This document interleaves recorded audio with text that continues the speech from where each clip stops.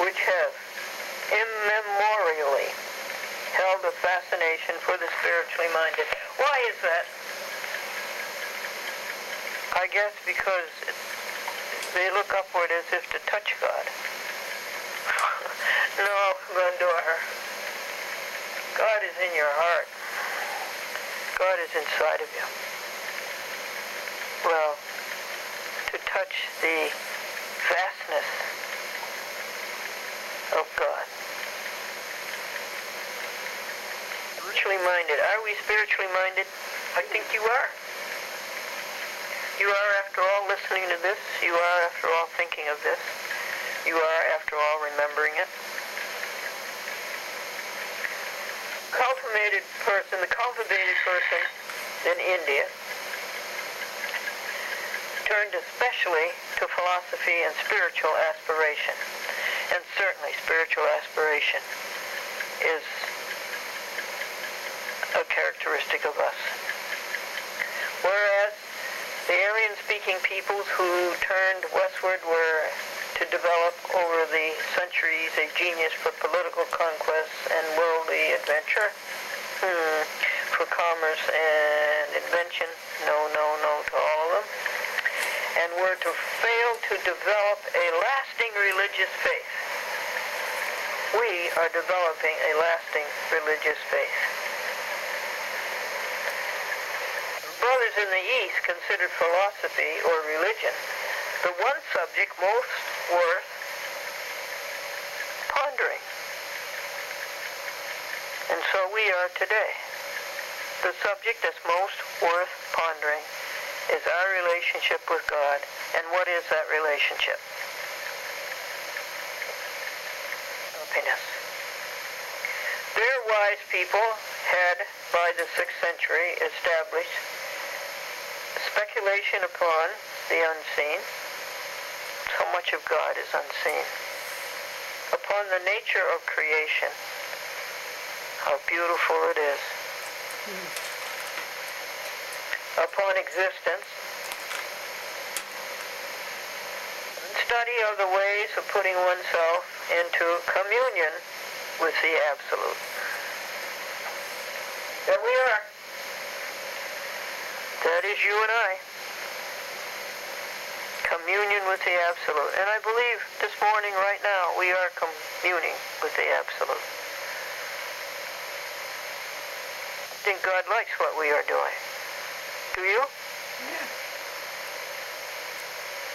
Study of the ways of putting oneself into communion with the Absolute as the first aim of learning, if not of life. I will say it is. I will say our first aim of life is communion with the Absolute. And remember, that equates to happiness. We communinate with happiness, and we pass it on. We fill ourselves with happiness till we're overflowing, and then we go out and give it away. The soul was known to be the most important thing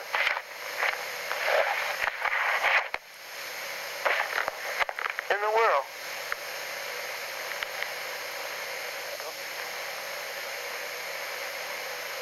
In about 6th century India, the last quarter Buddha was alive. Priests were philosophers and teachers honored in the community, and the thousands of ascetic wanderers who gave up all else to go out in search of God.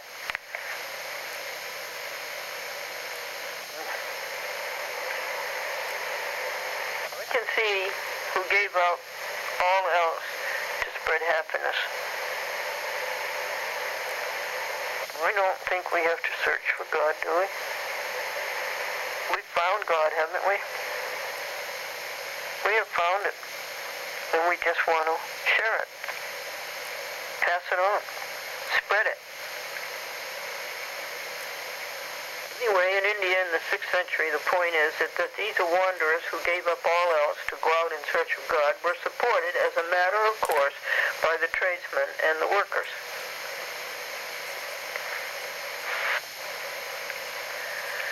We're on page 45.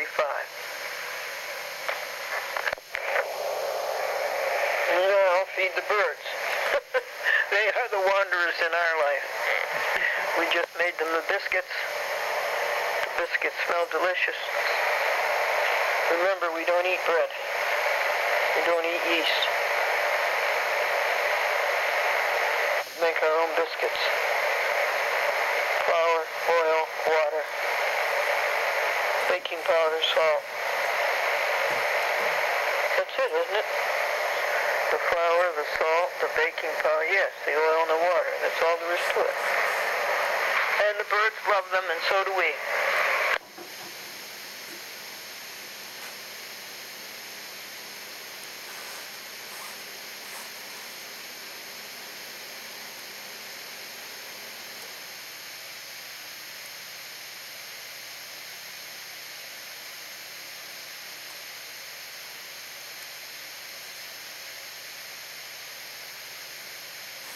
A referee says his definition of a football fan is somebody who screams that you missed a call on the center line, the interior of the center line.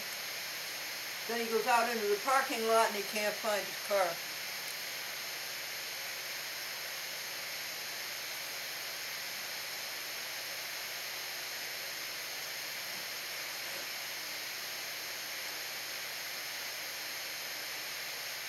And the basketball coach said to his players, the trouble with officials is they don't care who wins.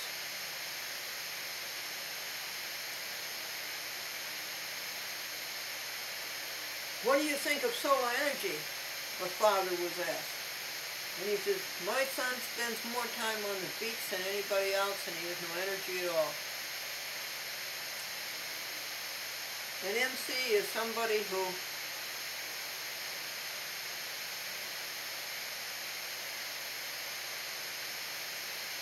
eats a meal he doesn't like. He says things about what he doesn't like about people. And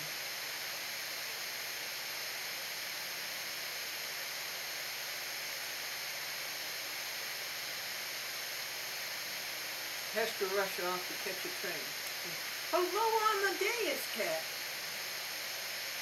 Yeah.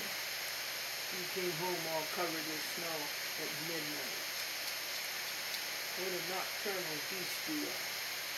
And your eye was running and your back was all white with snow. And you've been out for 6 or 7 hours and I bet you left the property.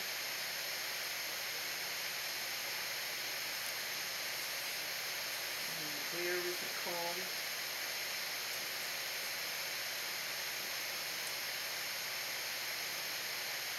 But you're so handsome. And your great big hands are doing your love fingers and you're purring. I guess you're forgiven. Then you wanted to get on the blanket with all your clothes so wet.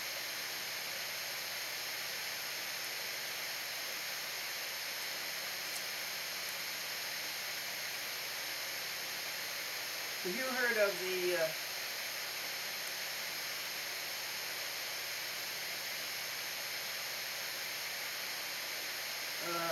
Gulf oil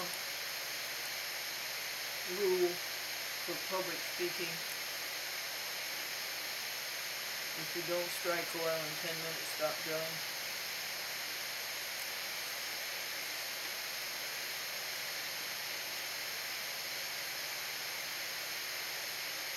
We're supposed to have a meeting of the trustees of the Glendora Franklin Living Trust for the preservation of the Crozet Public Access Museum. And it's supposed to be the 17th, Civil Rights Day. But it'll have to be adjourned.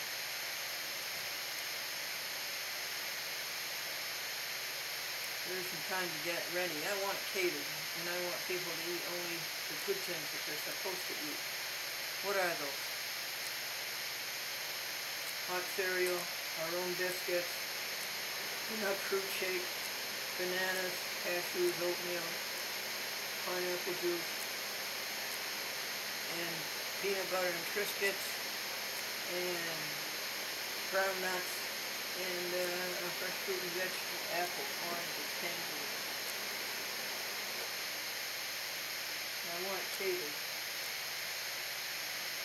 And the person I had in mind, Nancy, didn't think she could do it. That's Seventh-day Adventist Church in Livingston. Anyhow, I don't know what it is that makes these meetings that we have with the trustees so dull.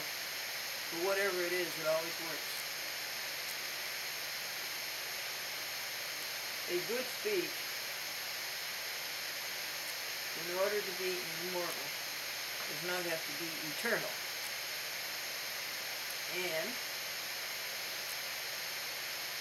what's the difference between free speech and fear of reprisal? Well, it's the difference between being single and married.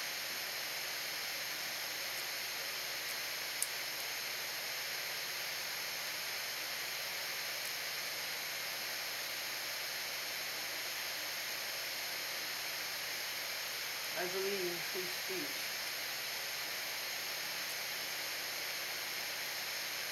But I don't have it. I pay for straight talk. And I pay for Magic Chat. Not much, $20 a year. I'm so glad that those people did that. AT&T and New England Telephone and New York Telephone were robbers, out-and-out robbers, monopolies. And our telephone bill used to go sometimes $400 a month. Now for $30 a month. And we don't use it all. I'll be handing in on the 19th to Straight Talk. I'll be handing them in about 10 hours unused. I'm so glad they did that. And I give credit to Mr. McGowan, who really sacrificed his life to break the AT&T monopoly. He's the one who started NCI. Like the monopoly. And Judge Green. Okay. The athlete was asked, "What's the name of your bank?" And he said, "Piggy." The skis. New pair of skis came out with an interesting booklet. How to turn the skis into splints.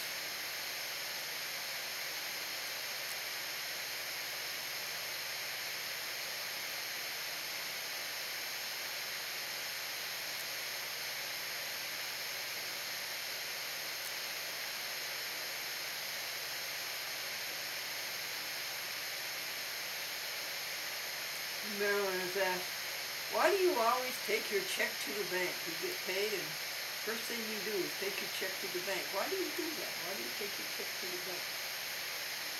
And she said, "Because it's too little to go by itself."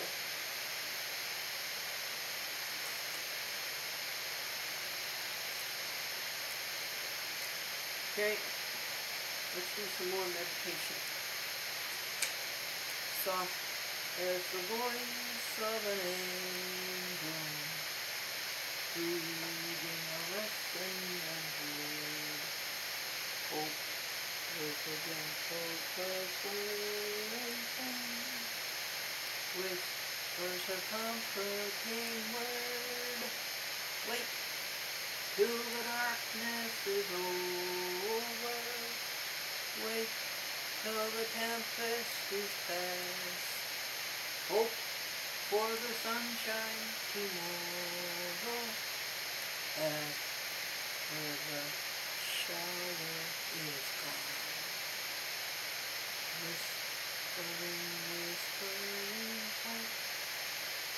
Oh, how low come thy voices, making my heart.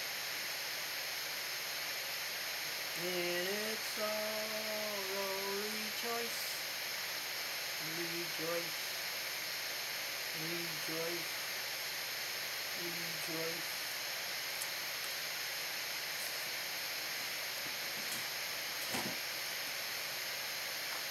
Our prayer. Our prayer. What's the prayer for people like us? We don't pray for anything, but we have everything we want. We don't really have. We can give thanks. Alright, thanks for this beautiful snow. Pristine white.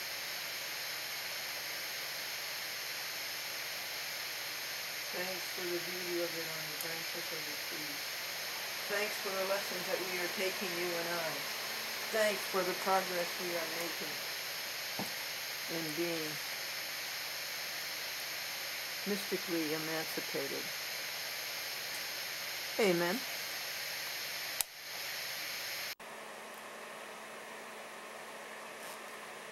Folks, would you like to expand our ability to express our emotions and thoughts? That would help us, wouldn't it? When we try to show people that happiness is the way. Maybe the best way to do it is not to say anything. Maybe they can just see it. But the first, excuse me, the first word is word 131. And it is admissible. And that means, of course, worthy of being entered, worthy of being admitted.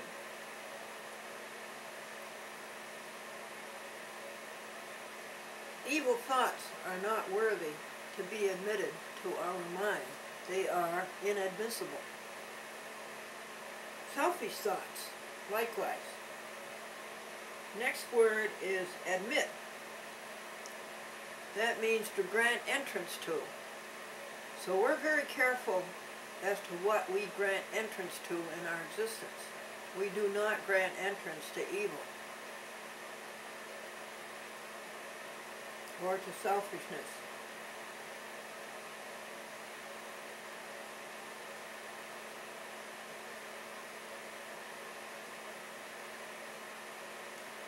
To admit, to grant entrance to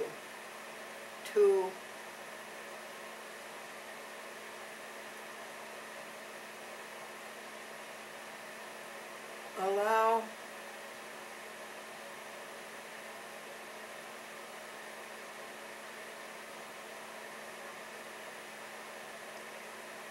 to assert as valid. Evil is not valid. To assent. We do not assent to evil, do we?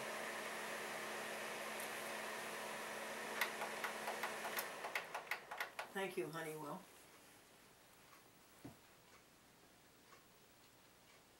Admonish. To warn of a thought, of a fault. To warn of a fault. Gently and kindly, but seriously. Should we have a policy of non-interference? Shall we warn people of a fault gently and kindly, but seriously? Or should we just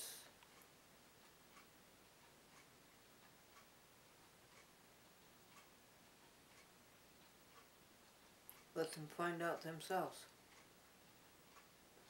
We can send them pulses of happiness and joy. And I do. I send help pulses of happiness and joy to Mrs. Schoonover, who is 90, and to her daughter in Manhattan, and to her son in Minnesota, and to her son in Columbia County. Ad nauseum. Well, I guess it's obvious what that means.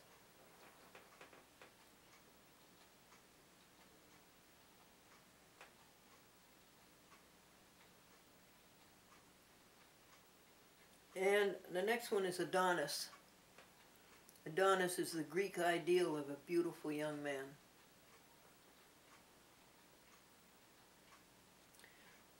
Jean Fillion had a kitty cat who decided to come to her house and live.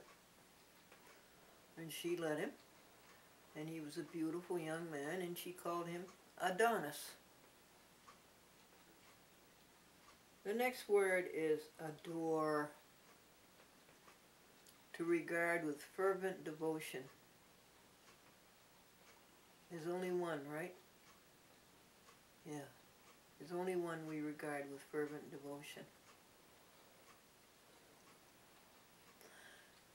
Word 137 is adorn, bedeck, beautify,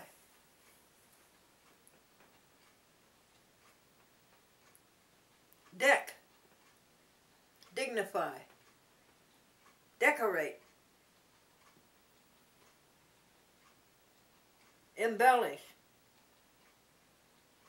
enrich, emblazon. We will embellish, enrich, and emblazon the world with our happiness, won't we?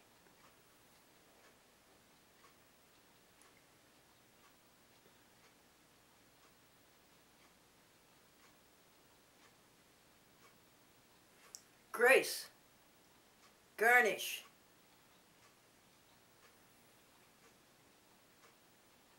can you use that in a sentence?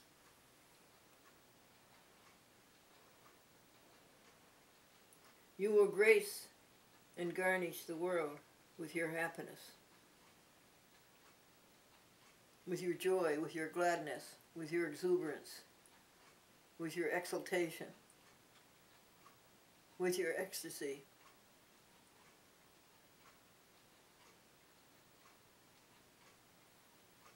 With your enthusiasm. And ornament. Lovely words, aren't they? Lovely how we have those thoughts and can articulate them. Word 138. Adroit means skillful, dexterous. Can you think of what else it means? I couldn't. In the middle of the night last night, I could not think of the other meanings of the word adroit.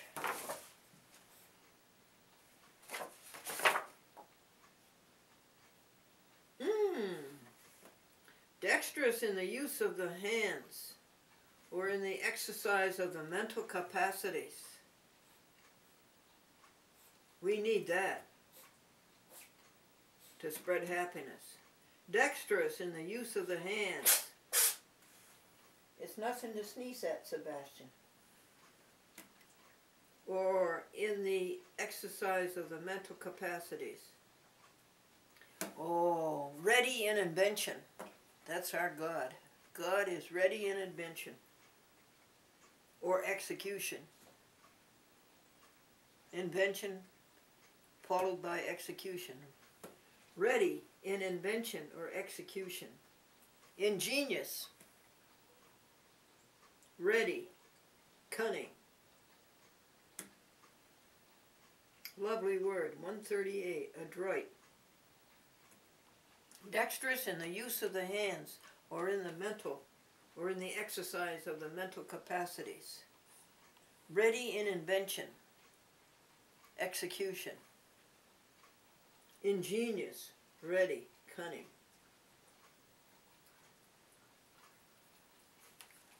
Adcissary is a Latin word that means to seek, to know. And the English has taken over that word with adcititious.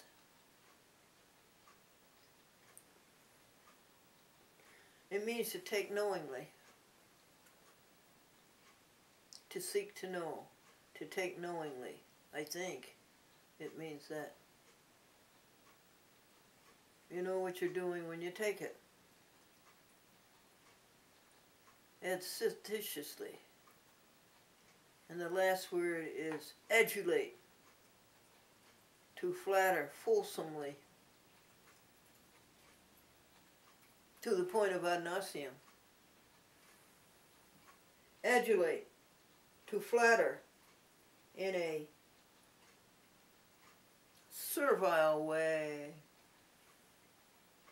To praise obsequiously or fulsomely. You know, you're down on your knees. Right. Trying to get into somebody's favor. But those things don't apply to happy people, do they? Are we happy people? Yes, we are. Adulate, to flatter in an obsequious way. To praise fulsomely or obsequiously.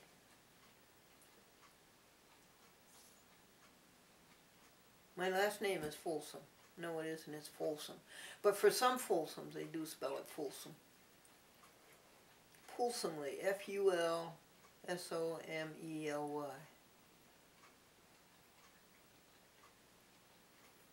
Aren't they lovely, the words? I had a good time sharing them with you on this very winter day. What do you think the snow is? 8 inches? It'll be snowstorm number 6. There are a little one ground cover and a little one not much more than a ground cover, and then one that was 2 inches on the 13th of December. And then boom boom, the 27th of December, it was about, that was the big one, 18 inches with the 25 mile per hour winds here and 50 miles per hour on Long Island. And then, so this one is the 6th one. No, then we had another 6-incher, didn't we? And this 8-incher. The doctor said to Harry, you mustn't shovel snow. You'll have a heart attack. And Harry went home and he said, son, will you please shovel the snow? And his son said, yes, Dad, I'll start immediately. Harry had a heart attack.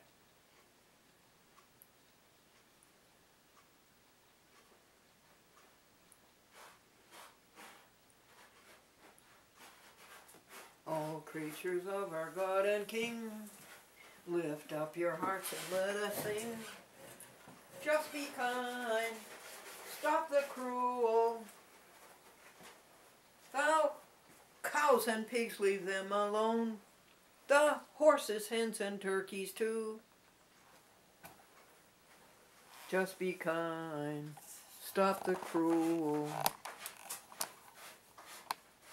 One with God, hallelujah, hallelujah. Help the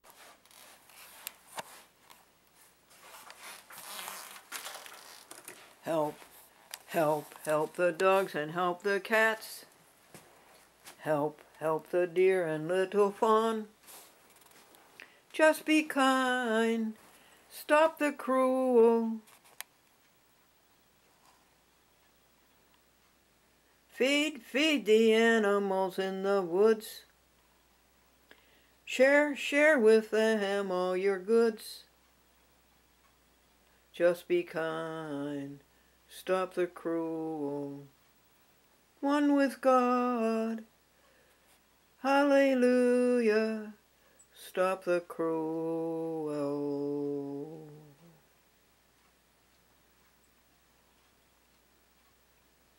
Hello, Mr. Blue Jay.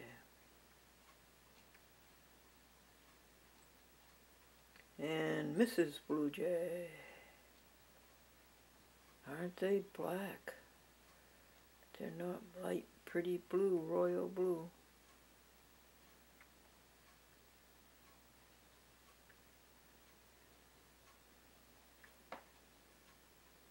Here comes a little bird.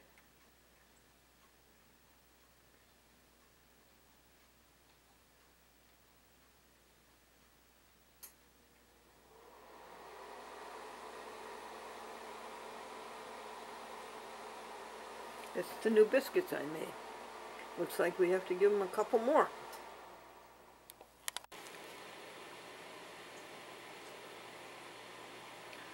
Well, folks, 3 people came and did the shoveling. Mr. Charles Schoonover, a teacher, and his son John Gideon Schoonover, a junior at Bard College, and Mr. Devin Hoteling in the 6th grade. My goodness. Isn't it a winter scene?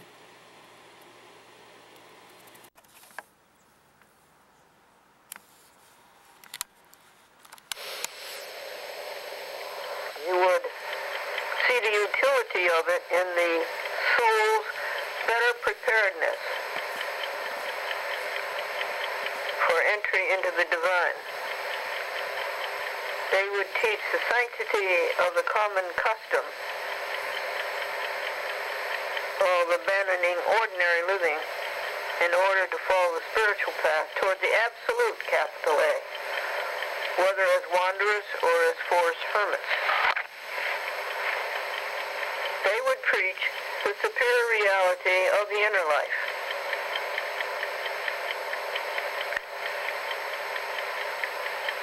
I think that's what we're doing right now, you and I. We say back before, we are happy, the inner rapture, the inner joy. Remember Brother Lawrence? The reality of the inner life and the elusiveness of worldly things. What do you mean by that? What? Right, possessions, power, preferment, money. They would teach that spiritual perceptions and the seeming miracle of rising above mortal limitations. Now, how do you interpret that, rising above mortal limitations?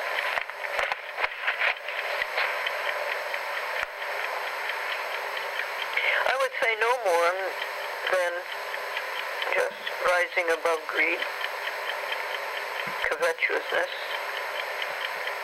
lust, egoism. I'd say no more than that. As far as having supernatural knowledge, no. Progress of the soul toward the day of final release is dependent upon a person's balance of good and bad works. Yeah. That is, of his karma. So long as the final swinging of the balance to the side of good is accomplished. I'm always talking about the nirvana and the final nirvana, or Buddha is, not the Hindu, but Buddha. And I really don't think that is our concern. We have said over and over again, what? You'll be perfect in the present, and that will give you a perfect future. So the only thing you're concerned about is being perfectly happy and sharing it in the present. And it will also take care of the past. A perfect present gives a perfect past. A perfect present gives a perfect future. So this afterlife thing and nirvana, no. Not our concern. Union with God the Divine, now, here, this very minute, is our only concern. Absolute. Sages grown so wise and pure that they were enabled to lift themselves periodically into realization of the absolute. Well, can we do better? Can we always be in the realization of the absolute? Always? Okay, so that's sort of the climate in which Buddha grew up. 47, we're not going to read. It's about his father, the king, and his mother, and his wife, and his son. He left them all in the middle of the night. I don't know whether we'll get into that or not, but the story is told here. Okay, we just ended page 47.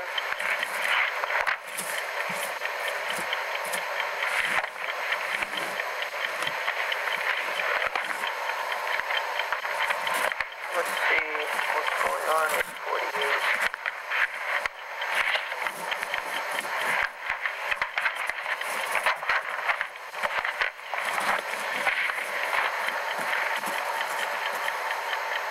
Father tried to keep him from the world of sickness, decay of old age, and death. Well, I think our happiness will keep us from sickness. I think it will keep us from the decay of old age. It will not keep us from death, but I think we know how to die. I think we're able to die, ready to die.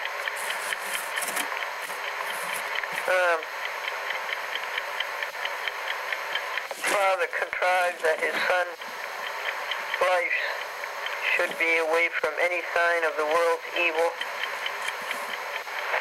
Well, we want that too, but I think it's a different meaning. Because we know there is no evil, there's only God. God is good. God in all the riches, all the joys, all the happiness, all the exuberance, all of the abundance. We know that it's perfectly done. And we know that the 6 p.m. news or the news on television, radio, and wherever in the newspaper is just the devil's ploy to make you think that God doesn't know how to run the world. But we don't give that kind of evil any realization. See no evil, hear no evil, speak no evil, think no evil, and do no evil.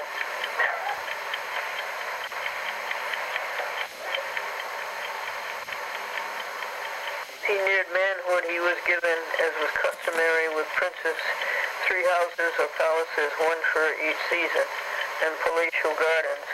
He was surrounded by dancing girls and storytellers. Siddhartha was the given name of the prince, Gautama the family name. The Buddha, quote-unquote, is a bestowed title, meaning the enlightened one, capitalized, or the one who has attained supreme wisdom. Since complete detachment from the world is implied, supreme wisdom. That's page 48.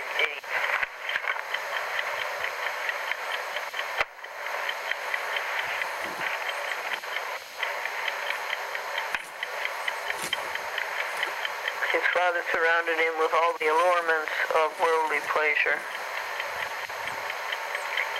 His father dreaded the appearance of any sign of ascetic preference or religious interest. Why? Because his father wanted to inherit the kingdom. That's not the kingdom of God either. Okay, folks, let's stop here on page 49.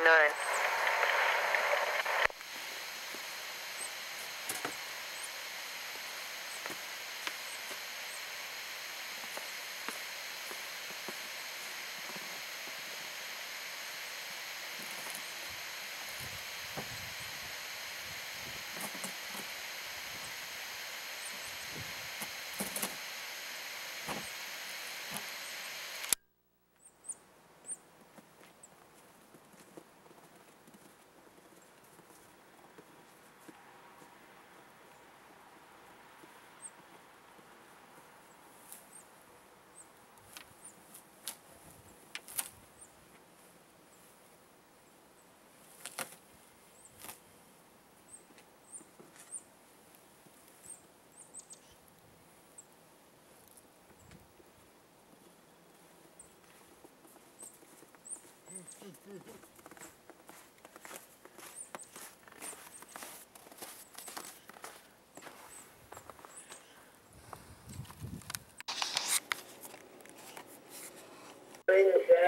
night, and I have another application which I will be sending out to you as soon as I get a chance. Looks like we're having a snow day today. Talk to you soon. Bye. Betty Ann Smith, isn't she wonderful? In Cresskill, New Jersey. Press 4 for the previous message. Press 3 for advanced options. Press 5 to repeat message deleted. Message 7. Hi, Glendora. This is Sue with Time Warner Cable Binghamton. And we had one tape available to us for tonight. The rest have been sent back. That one tape is broken. So there will be no programming for Glendora at 9 or at 10 this evening. Thought I would let you know. Thanks very much. Bye. Press 4 for the previous message. Press 3 for advanced options. Press 5. Message deleted. Message 8. Hello, this is Tracy Ford. I'm returning your phone call. All's going well, but you're getting, well, maybe you are getting snow, maybe you're not getting snow, but we have a funny storm today. With 1 inch if we're lucky. She's in New Hampshire. So anyway, I'll just talk to you later. Thanks, bye. Manchester, New Hampshire. Folsom Family Press Association. 4 for the previous message. Press 3 for message deleted. Last message. Hi, Glendora, it's Kelly. When you get a chance, give me a call. The number here is 631-730-7901. Bye. Thank you. Press 4. Previous message deleted. No more messages. Thank you. Press 4 for the previous message. Thank you, folks, very much.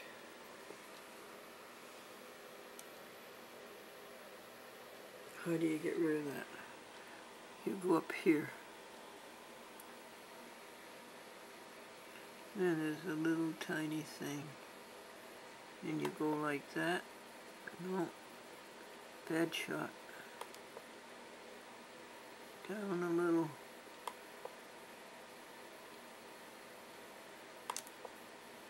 And it went away. And that's Magic Jack. How do you make Magic Jack bigger?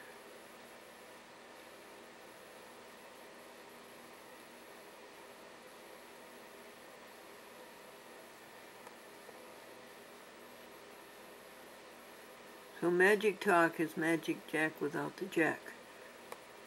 You use the voice in the computer instead of in the telephone. So I could get, so this telephone instrument could be deleted if you got Magic Talk.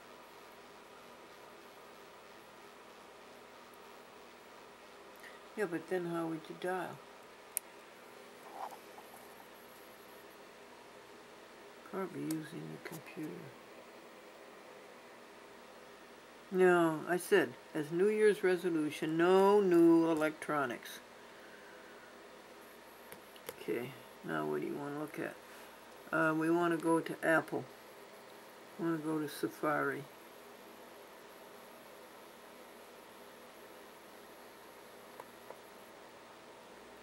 And up comes the Glendora YouTube page. My uploaded videos. And give Devin credit, folks. I gave him something like 10 programs on, I don't know, Saturday or something. Sunday. Yeah? And he uploaded all of them. Or was it before that? No, I gave them to him on Thursday and he uploaded them by that same night. It's a 2-hour show. It makes it easy for him when they're 2-hour shows. And it's archive 9. Yeah, good for him. That was the last archive. Alright. You want to practice the computer? I can't read it. Can you?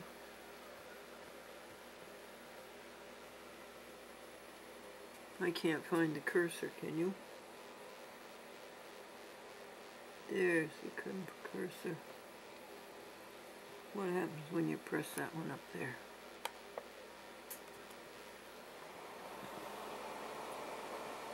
New windows, new tab, open file, open location, close window, close tab, save as,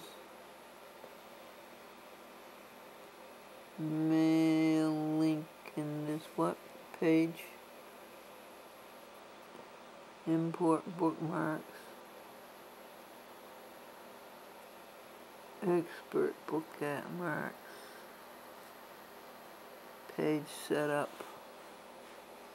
Devin, what do all these things mean? And he'll say, I don't know, I never used them.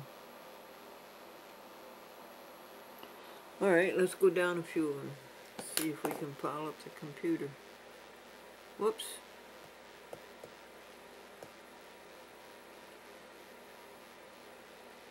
What happens when you push this one?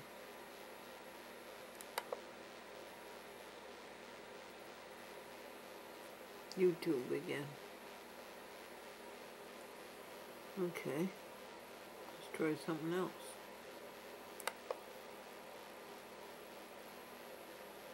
It looks like the same list. Let's try something else.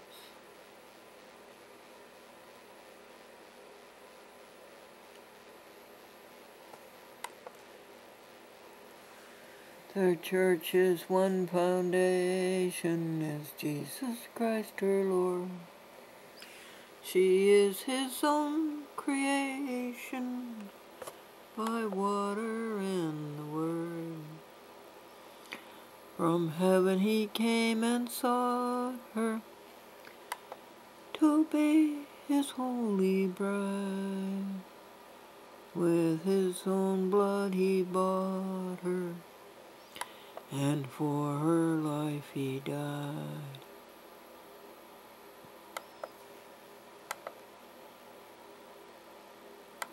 Not much is happening here.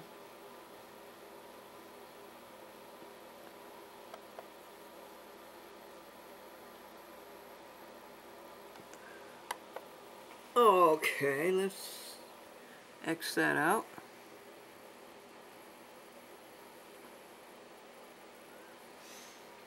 Let's get on to returning these telephone calls.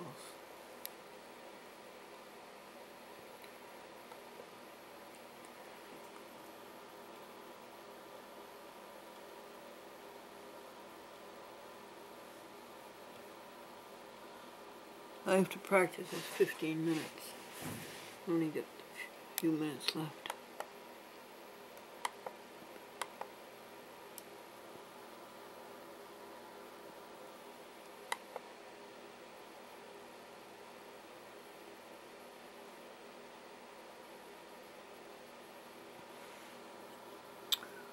Well, here's BCAT. Let's see what's going on at BCAT. I don't know how that happened.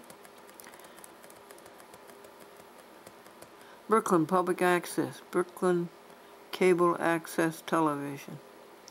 Channel 2. No. Go to Channel 2 and launch. It's too late for launch.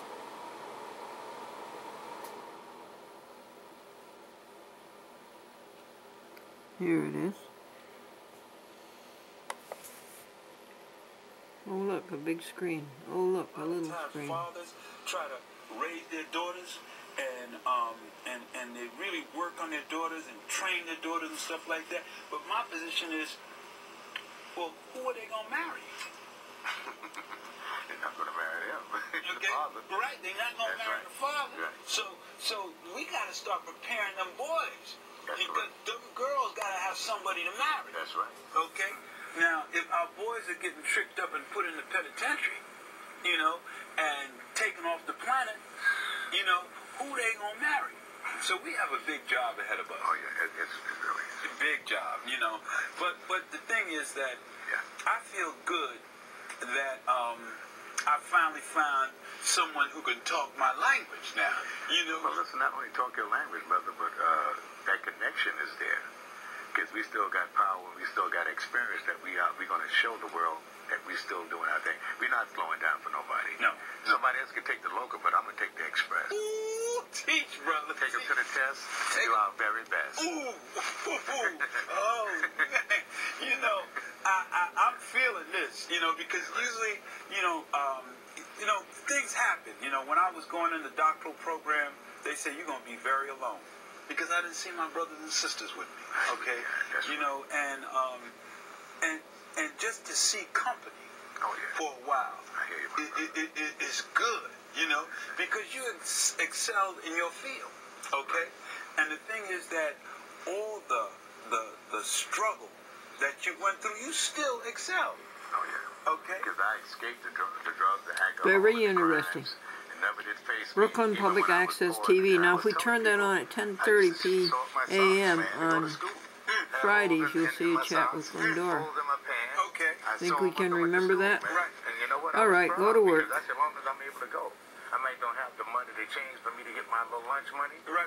But I'm proud that I'm able to have my talent and my experience to keep going. Nothing's going to stop me from doing what I got to do. Well, brother, talk to us.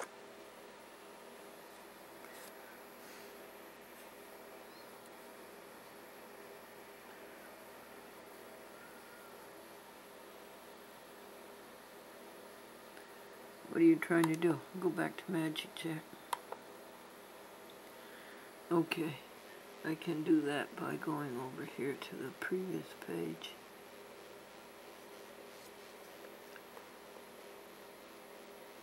Thank you, Devin, for teaching that to me. No, that's the wrong thing.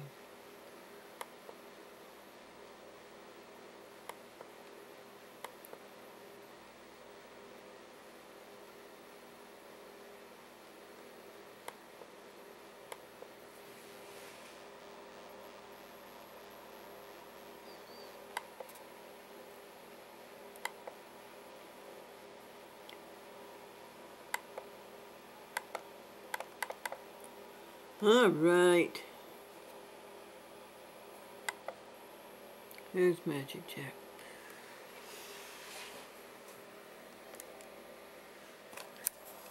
There's something about you can telephone these numbers.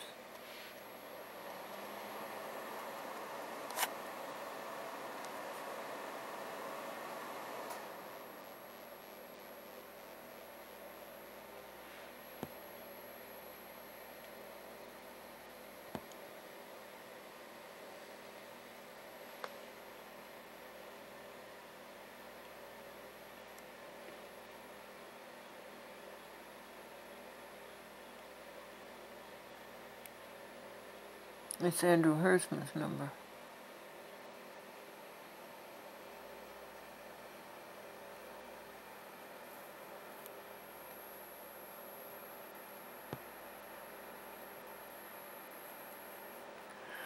All right, let's go to work.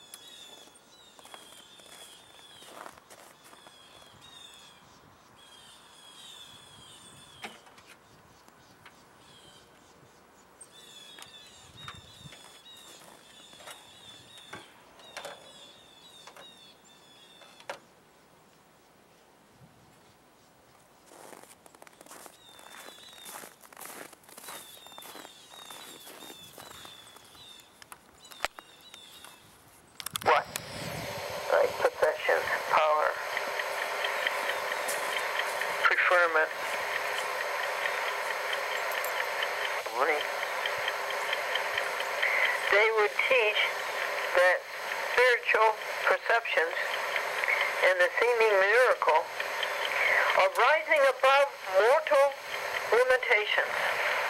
Now, how do you interpret that, rising above mortal limitations?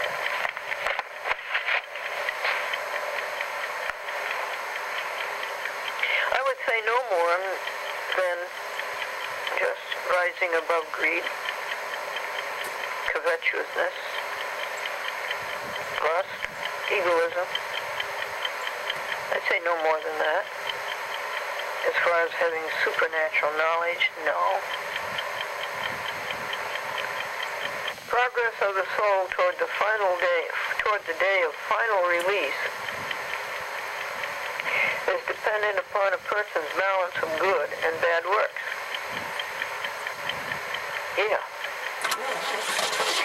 That is, of his karma. So long as the final swinging of the balance to the side of good is accomplished. I'm always talking about the nirvana and the final nirvana, or Buddha is, not the Hindu, but Buddha. And I really don't think that is our concern. We have said over and over again, what? You'll be perfect in the present, and that will give you a perfect future. So the only thing you're concerned about is being perfectly happy and sharing it in the present. And it will also take care of the past. A perfect present gives a perfect past. A perfect present gives a perfect future. So this afterlife thing and nirvana, no, not our concern. Union with God the Divine, now, here, this very minute, is our only concern. The absolute. Riches grown so wise and pure that they were enabled to lift themselves periodically into realization of the absolute. Well, can we do better? Can we always be in the realization of the absolute? Always? Okay, so that's sort of the climate in which Buddha grew up. 47, we're not going to read. It's about his father, the king, and his mother, and his wife, and his son. He left them all in the middle of the night. I don't know whether we'll get into that or not, but the story is told here. Okay, we just ended page 47.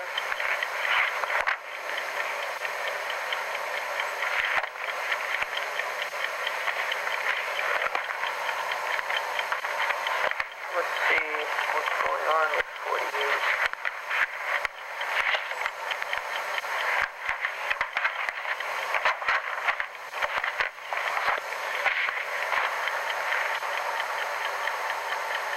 Father tried to keep him from the world of sickness, decay of old age, and death. Well, I think our happiness will keep us from sickness. I think it will keep us from the decay of old age. It will not keep us from death, but I think we know how to die. I think we're able to die, ready to die.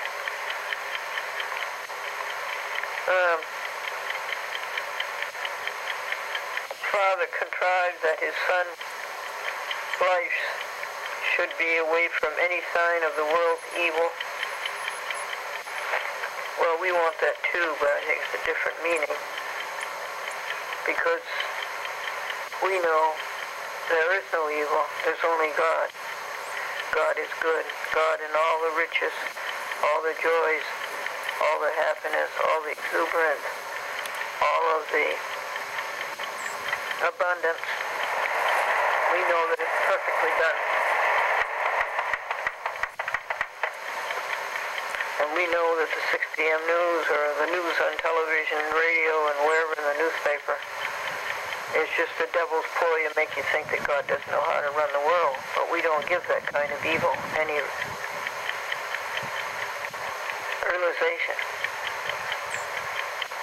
See no evil, hear no evil, speak no evil, think no evil, and do no evil.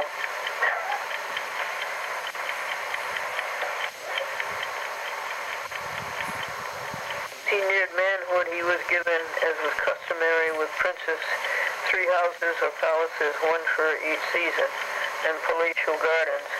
He was surrounded by dancing girls and storytellers. Siddhartha was the given name of the prince, Gautama the family name. The Buddha, quote-unquote, is a bestowed title, meaning the enlightened one, capitalized, or the one who has attained supreme wisdom. Since complete detachment from the world is implied, supreme wisdom. That's page 48.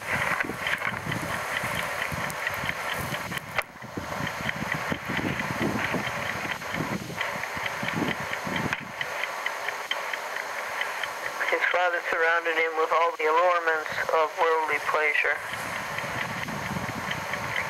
His father dreaded the appearance of any sign of aesthetic preference or religious interest. Why? Because his father wanted to inherit a kingdom.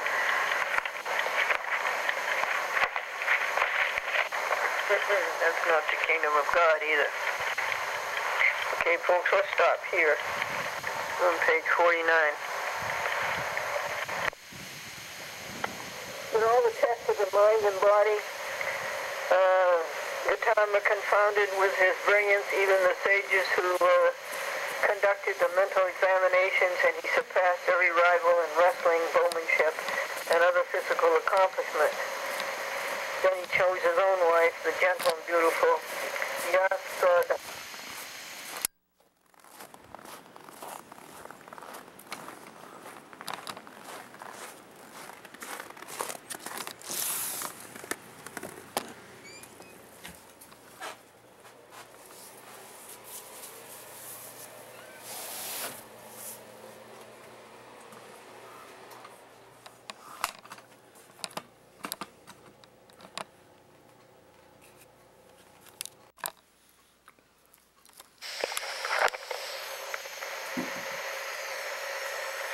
He had sickened of the worldly pleasures set before him by the king's aids, and his tendency to meditation and philosophical speculation increased. So are ours. Our tendency to meditation and philosophical speculation increased. He began to learn the truth about suffering. They reached the country roads. Siddhartha, that's Gautama, bade Chana to draw up, for he had seen what had never met his eyes before, a bent old man with wizened face, hardly able to walk. What sort of man is this, he asked. And the terrified Chana replied, not knowing how to evade the truth, this is a man in old age. Once he was a babe, then a youth, and a man in full strength and beauty. But now his strength and beauty are gone. He is old. How is it possible, Siddhartha asked, to take pleasure in life that inevitably ends up in decay? His pensiveness and moodiness increased, and there appeared on the roadside a sick man, prostrate and groaning and horribly emaciated. And when Siddhartha asked what sort of man is this, Chana could only explain that every man is subject to sickness. Upon the third excursion, they came on a funeral procession following a corpse on a bier. The attendants were crying and beating their breasts. Again, Chana explained, it is death. He has been taken from those he loved and from his home. See that when I see people taken out of their house and put into a nursing home, they've been taken from their home. That is the worst thing. The worst thing. His life is ended. The prince asked, are there other dead men? All men must die. There is no way of escape.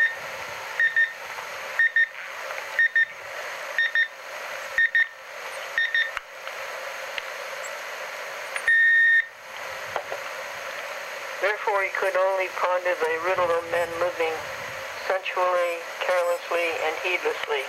We shall not do that. We will not live carelessly, heedlessly, sensually, in a world teeming with sickness, decay, and the evidence of death. I know our happiness will dissolve sickness, I think, and will dissolve decay of death, decay of old age. His wife tried to comfort him. He answered, I am downcast and miserable because everywhere I see signs of change and decay. You see, he was a very compassionate person, and it bothered him terribly that the suffering should exist. So he says, men grow old, sicken, and die. I can only seek to free mankind from this cycle of suffering. And that was his doctrine. The time of plowing, he once more rode forth, and he saw the laborers in the field, and he was distressed because they labored pitifully, and again because the oxen strained and struggled under the lash and the goad. That's no good. That's no good. That mustn't happen. Evil all around. Evil will come to the people who did it to the laborers and to the oxen. I can only just seek to free people from the cycle, from mankind, from the cycle of suffering. We're on page 50. He and Chana moved away. He encountered another sort of man, a mendicant, a hermit monk. He wore the simple robe of a religious order and carried a begging bowl. His eyes were clear and untroubled, and his face serene and restful. Who then, the prince asked Chana, is this man of so great dignity who is at peace? And Chana answered, this is a religious brother, an ascetic, who has renounced the world. He has no desires, for he gains his food by begging. He knows nothing of wealth or ambition or fetters. He gives his life to solitude and to seeking enlightenment. The prince spoke of the grief. He asked the monk. The venerable man answered, no time can be inopportune for cleansing life and turning to the joy of the spirit. When the prince spoke of the grief his father and his wife would feel if he renounced worldly life, urging that the time might be inopportune for such a drastic step, the venerable man answered, no time can be inappropriate for cleansing life and turning to the joy of the spirit. Remember Christ? Well, wait, I have to go bury my father. Let the dead bury the dead. You remember Christ? I have to go and do this. No, you come now. Siddhartha returned to the palace. He knew that he too must become one of the homeless seekers for enlightenment. The top of page 51, folks. The lesson here for us. We know that we have to give up the worldliness of possessiveness and desire and ego and self. We know that we have to do that. And we know that we will find happiness in doing that. And that we will pass the happiness on to others. And that we can't wait to do that. We must do it now. Wouldn't you say that was a lesson that was in here for us? Alrighty. One night, Buddha's wife, Yasodhara, dreamed that great storms arose and desolated the land and tore from her the jewels she loved and her very clothing. The next day, Siddhartha, her husband, the Buddha-to-be, perceived in the dream confirmation of his beliefs, a further sign that ignorance and the desire and all they represent, even that mortality can be overcome. Told Yasodhara that all would be well if she kept faith in him, for he perceived in her both honesty and devotion.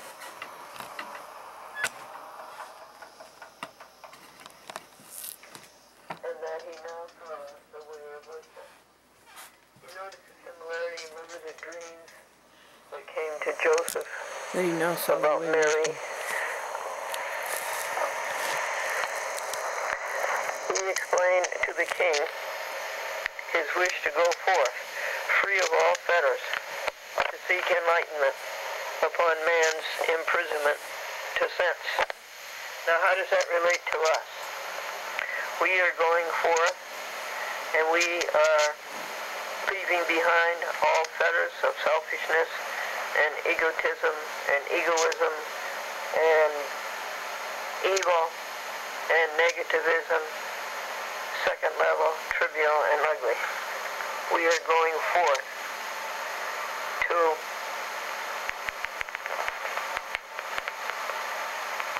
practice our enlightenment about happiness and to free people from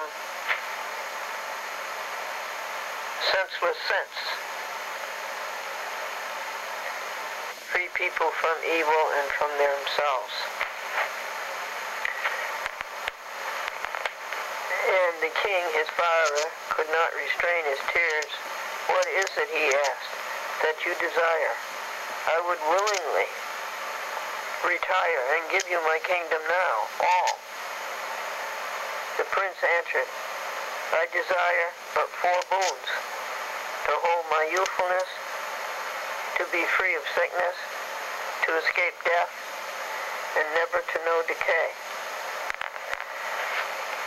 See, that's the nirvana thing, to escape death, that they die and the soul goes on. But that's a Hindu thing. And we're not going to get into that. We're going to stay in the present, give as much happiness as we can, do our full service to God and to God's world. And that will bring a perfect present. And what does a perfect present bring? That's right, a perfect future. So we are not concerned with the future, nor are we concerned with the past. The perfect present will make our past perfect as it starts today. In the past we've done things wrong, but that's over with. We have acknowledged it, atoned for it, and avowed that we'll never do such things again.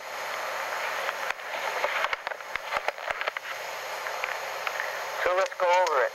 Again, Buddha said to his dad, I desire but 4 boons, to hold my youthfulness, to be free of sickness, to escape death, and never to know decay. Remember, those were the 3 things that bothered him. Sickness, decay from old age, and death. There is a way out of these limitations, these sufferings. And he was convinced, Buddha was convinced that he could find that way. And that's the way that we're reading about. There is a way out of these limitations, these sufferings. I ask your permission to go forth, seeking that way. simple as could be. Clarity of vision. The same thing that we have. We know there is a way. We have found the way, and now it's our job to enunciate it. Being granted permission. But secretly, he doubled the guard about the palace and on the roads, hoping not to delay his son's going. Siddhartha, that's the Buddha to be, was a man of great beauty, princely in bearing, graceful, and majestic. On the day before his departure, he went out into the city streets. As he passed the palace of a warrior family, a beautiful girl came out upon the roof. Seeing the place, he made up a song. Quote, "Blessed is the mother of a being so glorious. Blessed is the father of a being so glorious. Blessed is the bride of a being so glorious." Unquote. When he heard this song, the prince passed on, but he meditated upon the girl's pleasure, and he thought, quote, "She has said simply that a father, or a mother, or a bride may be glad." Looking upon another who is manly and noble, she has found blessedness in this. She felt nothing of desire or envy.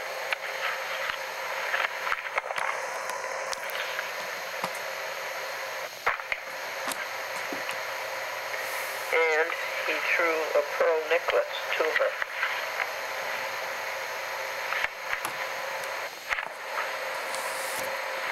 Okey-doke, folks.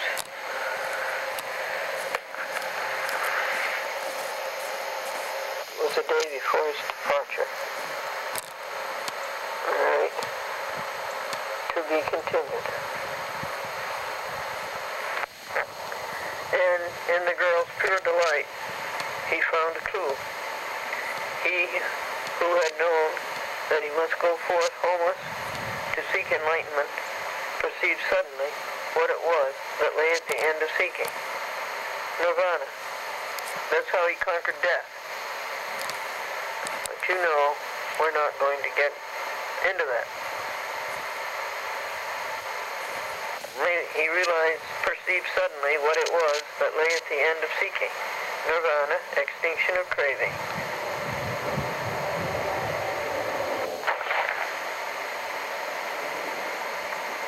Ends page 51.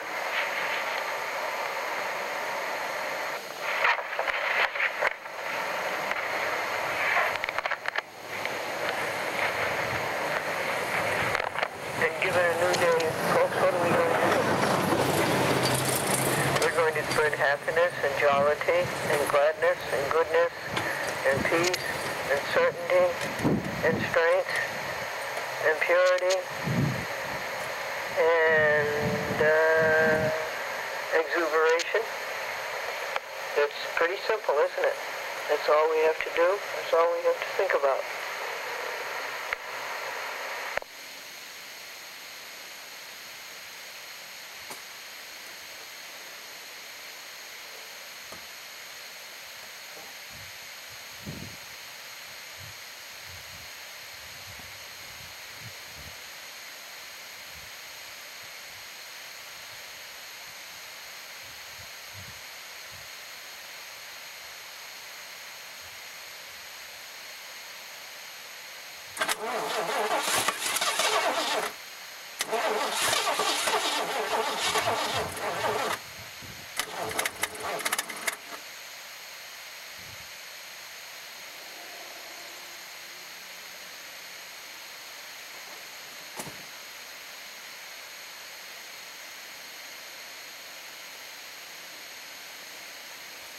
Not enough gasoline, maybe, huh?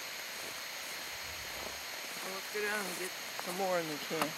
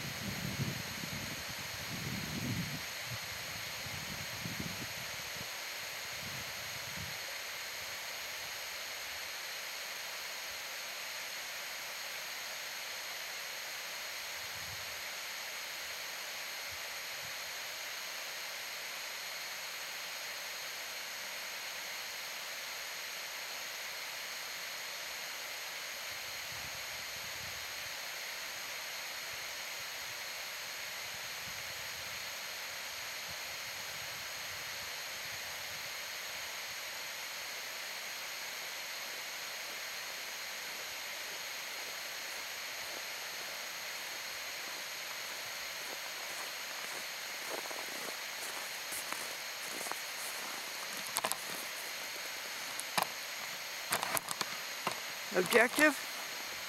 Happiness.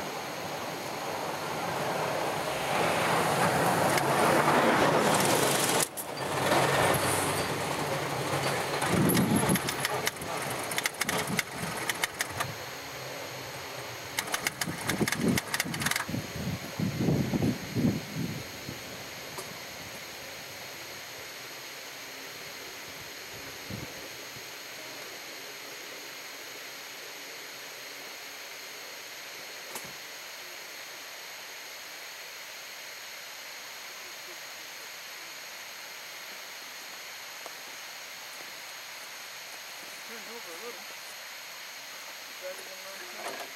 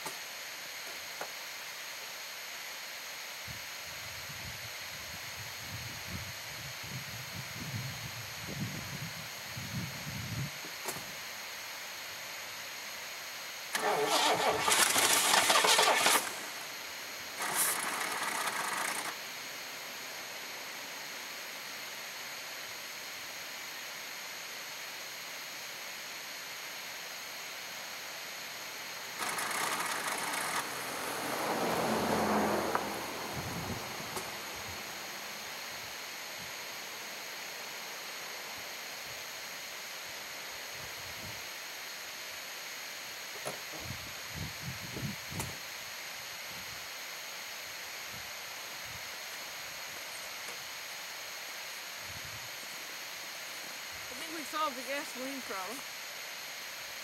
We do thanks to our blue sky. No wind. Pretty cold. So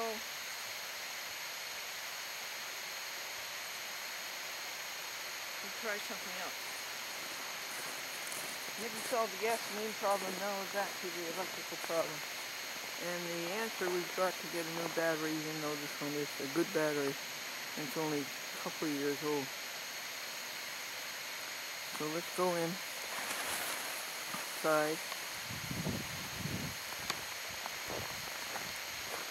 and get the fingers warm. And rejoice.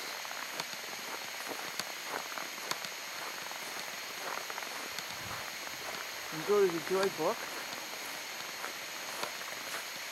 Because God knows what to do. Oh, there's a little kitty. Good, come in the house, kitty.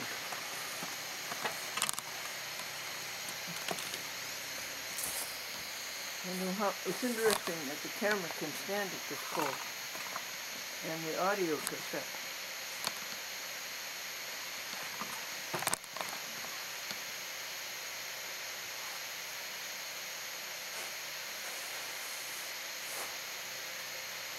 Why don't you wait until it's warm? And you can just look for the crack.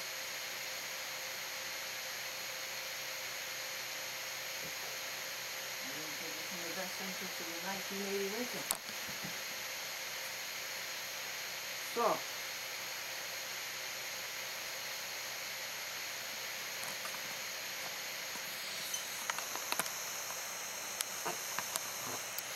Hello, Kelly Joy Book.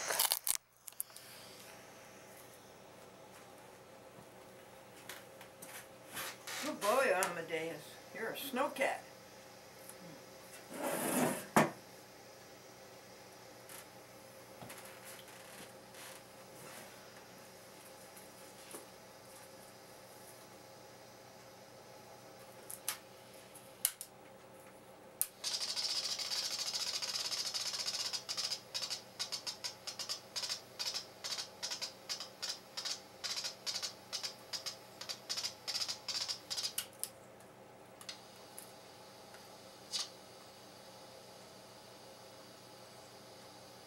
God of grace and God of glory, on thy people pour thy power. Crown thine ancient church's story, bring to bud her glorious flower.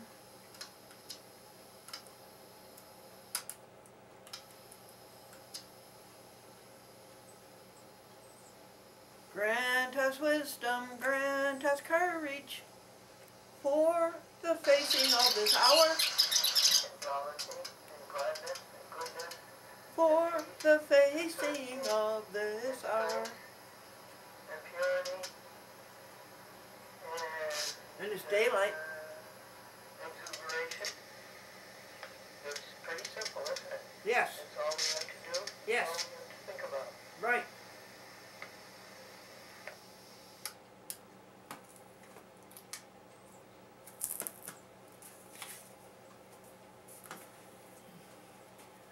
$9.20.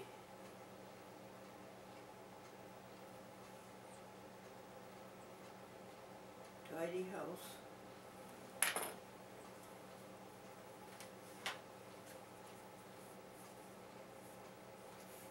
Get a star for that. Okay. The Black & Decker battery charger said FOA, but with a switch it said FUL. You can't say FULL because it has only 3 letters, folks. So we're going to put onto the to-do list over here in the back as an errand, new battery.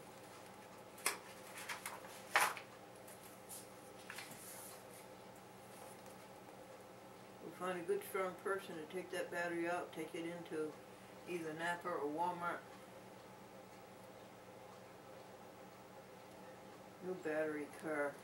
And then let them have it, even though it's a pretty good battery. And you get a brand new one and get the heaviest one they have.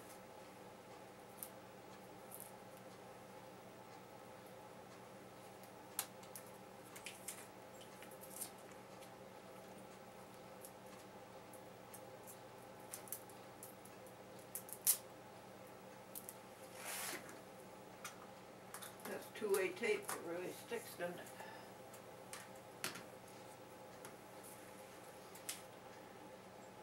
Okay. Open hood. Get stick to hold up hood.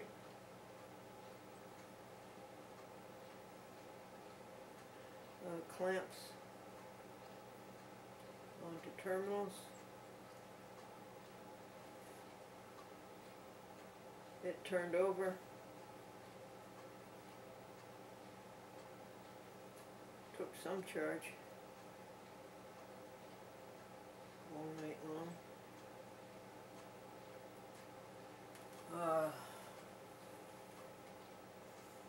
Raise hood.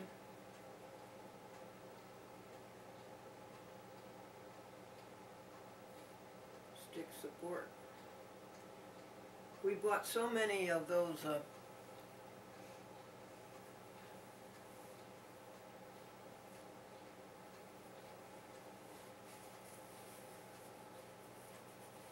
things that keep the hood open. We bought so many and they just all wore out. So now we use a stick.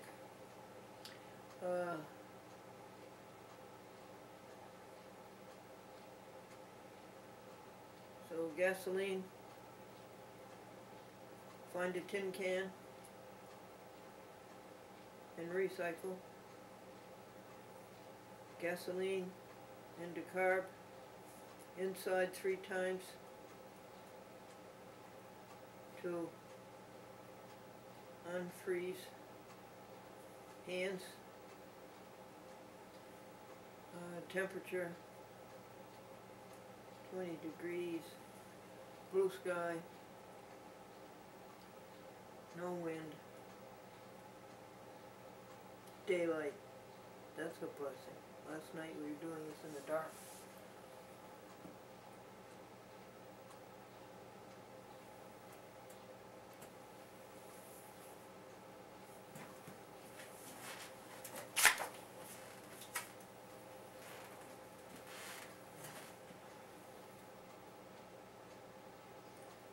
A woman's work is never done, thanks to daytime TV.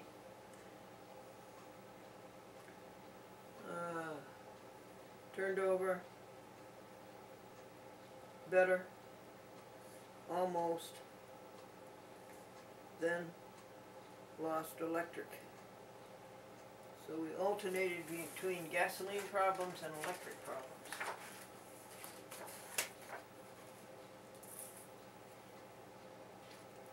Early to bed and early to rise makes a man healthy, wealthy, and wise, and apt to get his own breakfast.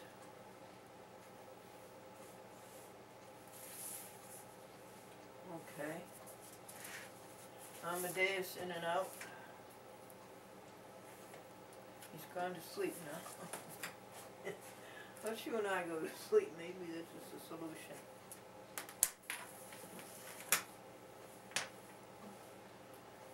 See, this is January 13th, Thursday, 9:25. A. Amadeus in and out. Going to sleep now.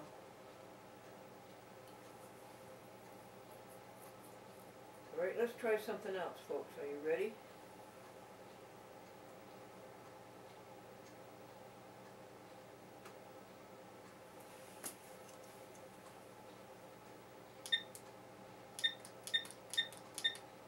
Set this for 5 minutes.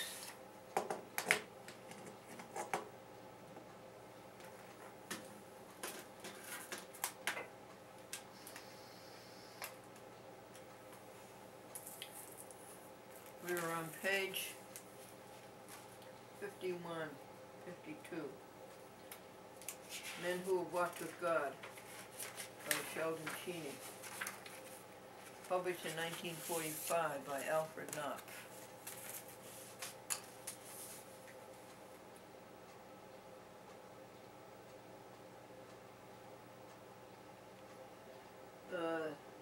He figured the young girl, the virgin singing the song, had been a step further in wisdom, and he unloosed a necklace of pearls from his throat and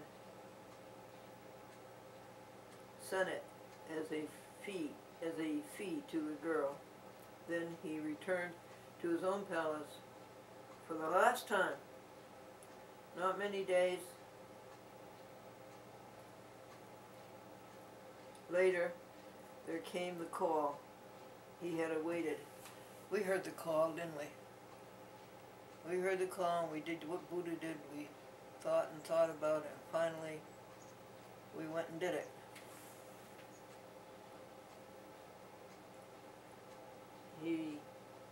There came the call he had awaited. I thought you went to sleep.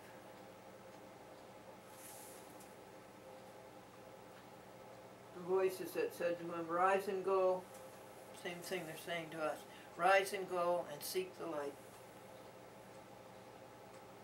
Finding it, share it with all people. That's our call. Rise and go. Seek the light. Finding it, share it with all people. We have sought it, we have found it, and we're sharing it. Everything's fine.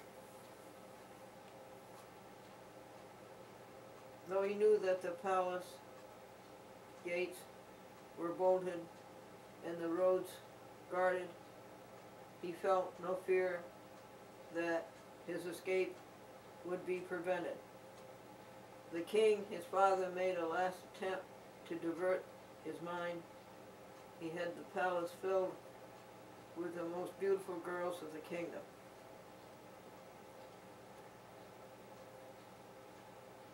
But his mind was on his coming pilgrimage and march. After a while,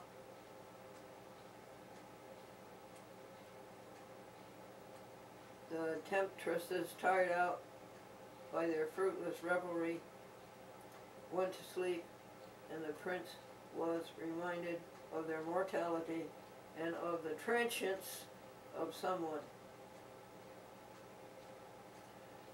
The transience of sensuous and sensual allurements. In the darkness, before the dawn, he rose and called his charioteer Channa. While Channa was busy with the horses, Siddhartha Gautama went to the room where his wife Yasodhara and his son Rahula were asleep. His love for them was great, and he longed at least to clasp them to him and say farewell. But he recollected his determination to renounce all that stood in the way of enlightenment. Not bad, not bad. It was a mean thing, though, to do to him. But he gave you the answer for that. You have to go now. You can't wait.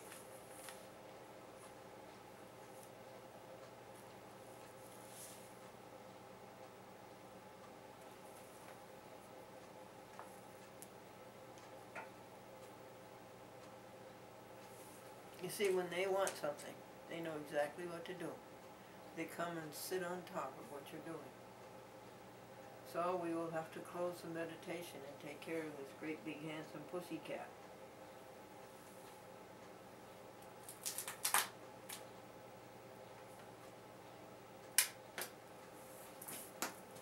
Issued a call. We're issued a call. So I fed him. I fed him vegetarian smoked turkey. And he got up off the desk. And that was the end of the meditation anyway. So now we're going to try something else.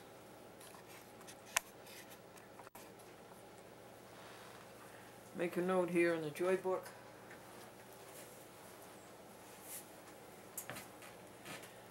That was we're on page 52.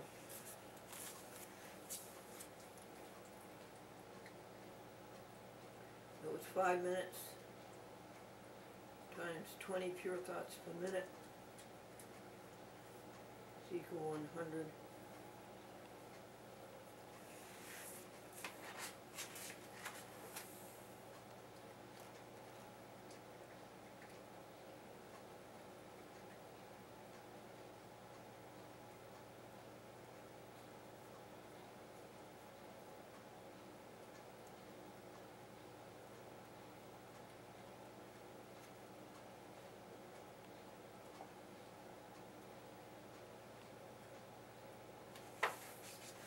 We'll take 20. I think we had 20 left over. Yep. Pure thoughts. 15 blessings for the hour of 9 o'clock and 4 rejoices. And there's Tweety Bird. Tweety, Tweety, Tweety, Tweety, Tweety. Hi, Tweety Bird. Okay. Done videotaping.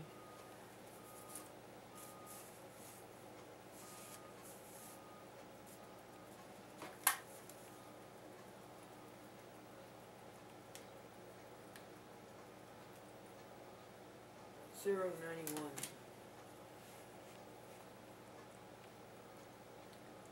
Page 51. Okay, we're going to go try something else, folks.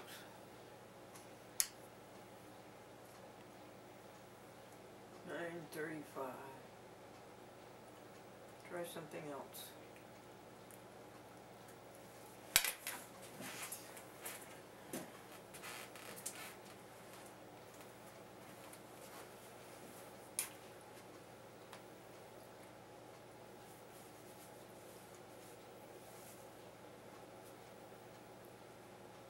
Not good for the car to sit idle like that all these days.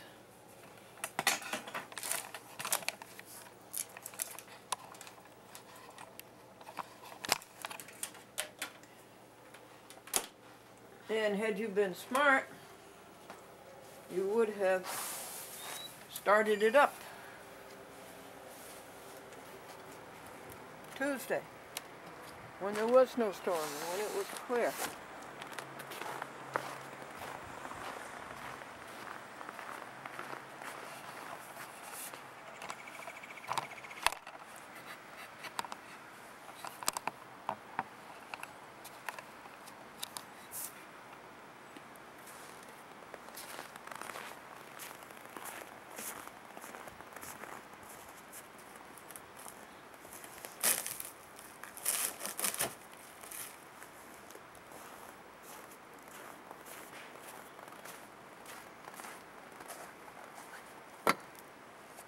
But I couldn't. I had to do the editing. Chat with Glendora.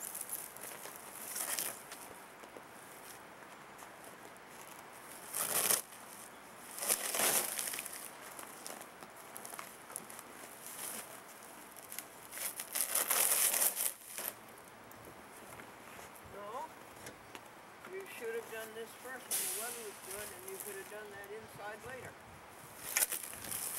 Right. I'm sorry.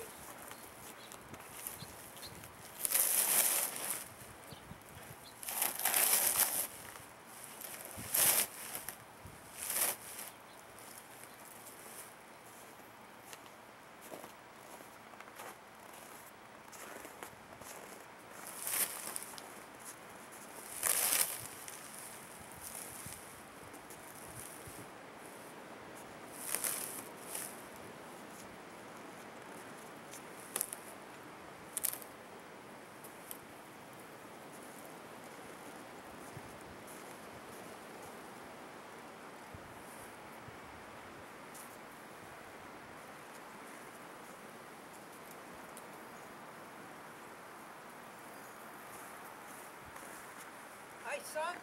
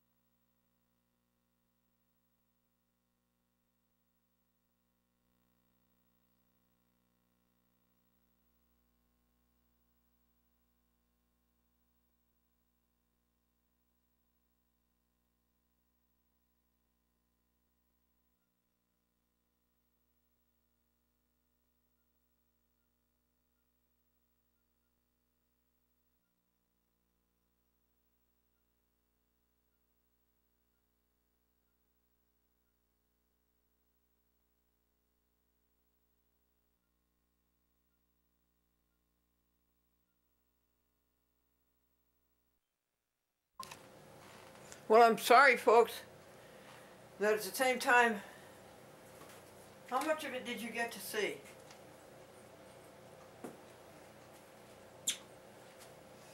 Did you saw the Lincoln get out onto the road? The 1993 Lincoln get out onto the road? And did you see the connecting of the booster cables from the 1993 Lincoln to the 1980 Lincoln? And then did you see the 1980 Lincoln start? Did you see victory? Well, that's what happened, and in the meantime the camcorder ran out of battery, battery, and I think it also ran out of SD card, so we put in SD card too. We can't take it outdoors because it's charging. There is no battery left. And by the way, JVC, where's the battery that we sent you $96 for? Where is it, JVC? To Wayne, New Jersey. Where is it?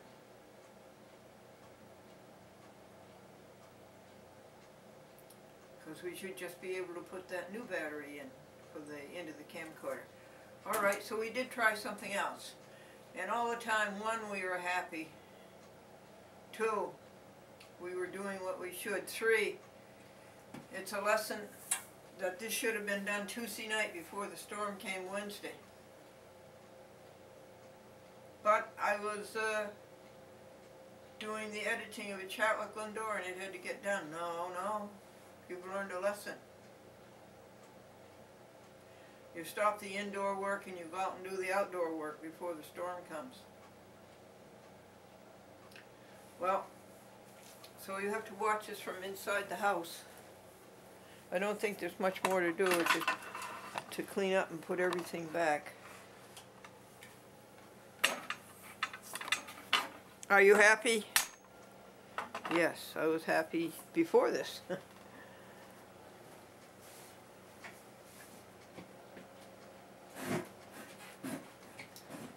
We'll do the best we can here in finishing the story for you.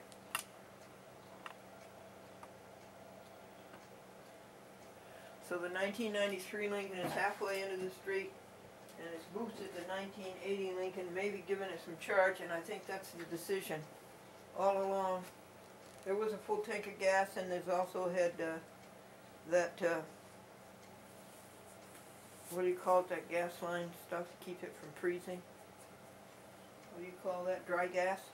And so we'll get a nice strong person down here and take this battery up to Napa or to Walmart, okay? And get a nice new strong battery. I think we're going to charge it. We charge a 1980 battery all day. See if we can bring it to.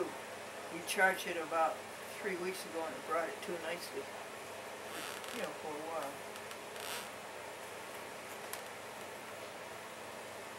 So you see, if at first you don't succeed, you give up.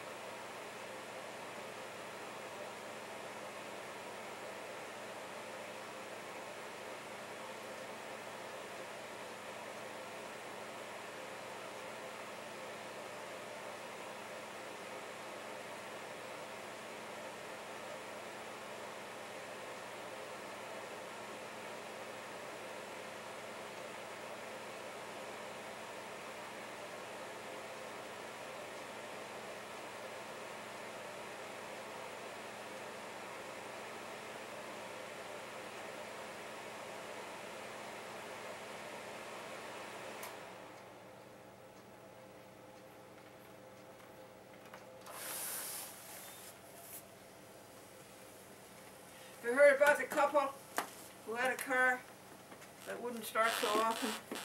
They bought themselves the perfect second car, a tow truck.